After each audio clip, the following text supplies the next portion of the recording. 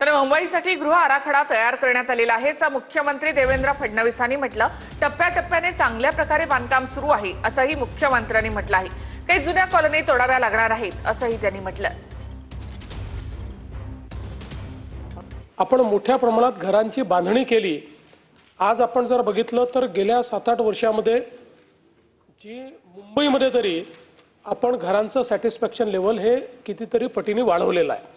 अर्थात अजून त्याच्यामध्ये आवश्यकता आहे, कारण आपल्या काही जुन्या कॉलनीज खूप जुन्या झालेल्या आहेत, त्यामुळे त्याही आपल्याला तोडाव्या लागणार आहेत। पण मुंबईकरता त्याचा एक बृहद आराखडा आपण तयार केलेला आहे आणि टप्प्याटप्प्याने आपण त्याचं बांधकाम करतो आणि चांगल्या प्रकारचं करतोय। म्हणजे मला सांगताना आनंद वाटतो की आपण अंमलदारांकरता जी काही घरं बांधली त्या ठिकाणी एसीपींनी देखील आम्हाला ही घर द्या अशा प्रकारची मागणी केली। अशा क्वालिटीचं घर आज आपण त्या ठिकाणी जे आहे ते बांधलेलं आहे।